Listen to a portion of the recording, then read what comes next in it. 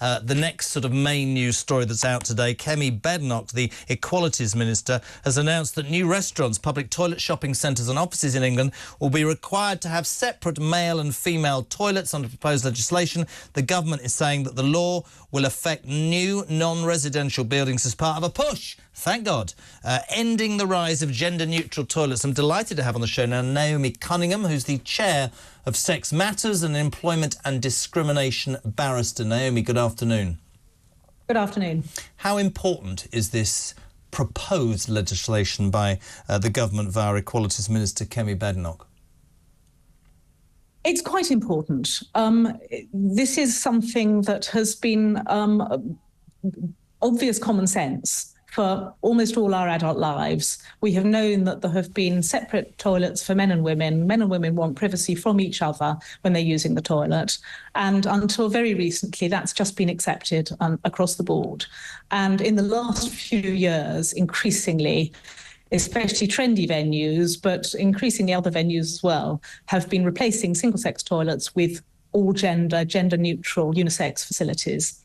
And those are, at best, a bit uncomfortable for most people to use, and at worst, downright threatening and impossible for some people to use. Can I just say thank you for coming on, because I want to tell you a story, because it's one of those subjects that's so difficult to talk about, because if you get involved in this discussion, male, female, transgender, I absolutely put my hands in the air, and I've spoken to enough people who do and have transitioned, and that's absolutely right. But you're right about common sense, what this station is about. So I took one of my daughters, because I have more kids than Boris Johnson, to Brighton University, which was an experience, and she said to me, please don't say too much. Anyway, we got there, and the toilet, I needed to go to the toilet, and it literally said, and I mean this, Naomi, it said anybody welcome, and I literally didn't go in. I literally, as a 58-year-old man, waited until I got to the services later and was dying, and I'm not trying to, I'm just that I didn't feel that was right, and I think this is common sense, isn't it? And I wonder how we've got to this point where it's taken so long. Don't understand it. Yes, I can't account for that. It does seem astonishing, but, well, I suppose I can partly account for that. This change, this extraordinarily rapid social change that we've seen over the past few years has been brought about by what has been, in effect, an extraordinarily clever and ruthless campaign of demonising and silencing anyone who speaks against it and spearing them as bigots and transphobes. And human beings are social animals. We don't like feeling the disapproval of our peers in general. People don't like being called a bigot. And all the people who are on the right side of all the campaigns for gay rights have been bullied and shamed into thinking this is a campaign of a similar sort, and that if you supported gay rights, then you must also support all the demands of the trans activist lobby. And that's a completely false parallel. But in essence, what's been done is a small minority has shouted very, very loudly and has, through organisations like Stonewall and Gendered Intelligence and other organisations,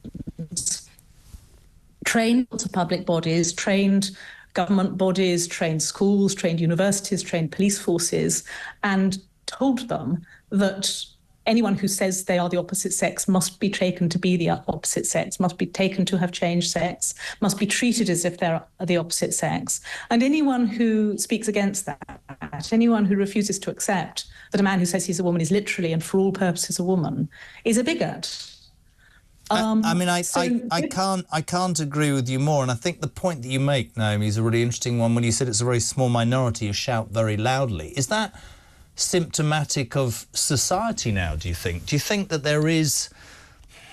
I mean what I'm going to say in the nicest possible way to everybody. I think everybody has the right to go about their lives as long as they're not breaking the law and do what they see fit. But we've got to a point in this country, have we not, where people, as you quite rightly pinpoint, are too scared to have an opinion for fear of being cancelled, ostracised, made to feel like their opinions are, as you said, bigoted, racist, outdated. I don't understand. I think we as a society should be talking about how we should support people who perhaps are born. I got told off for saying this once.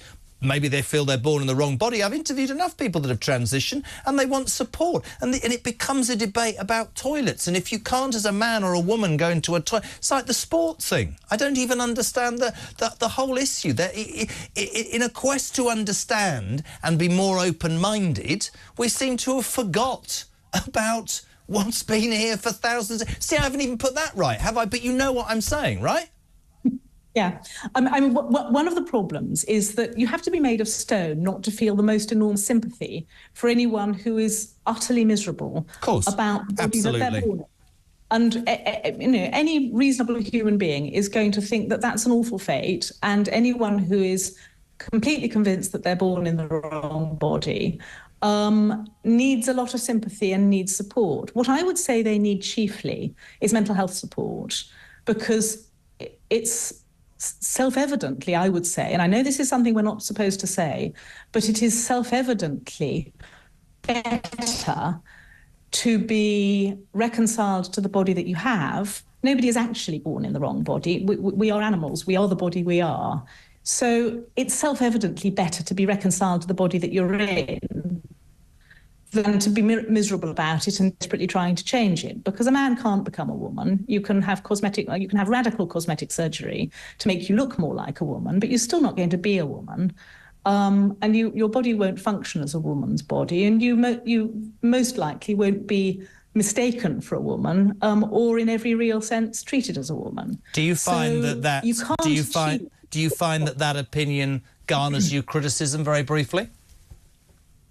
Yes, I'm sure it makes me very unpopular. But fundamentally, the problem here is that we have attempted as a society to deal with people who have this profound conviction that they're in the wrong body by doing our best to pretend that they are in fact the opposite sex. And I don't think toilets are the answer, are they? I think you're absolutely toilets right. Aren't the place where you, and where sex matters, in those places where sex matters, it's biological sex that matters. That's the problem. Naomi, I mean this. That is the best conversation I've had about this issue forever. Thank you so much for taking time on Bank Holiday Monday. Always welcome.